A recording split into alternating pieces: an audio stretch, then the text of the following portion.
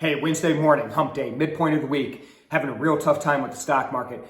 2 days in the red, really struggling to catch any momentum to the upside. We've got coronavirus cases across the globe, particularly in India, seeing an uptick in the number of deaths, an uptick in the number of cases. That's putting pressure on these markets, most notably oil. Check out oil this morning, down nearly 2%, trading right around $61 a barrel, as there are fears that this uptick in cases could impact global demand.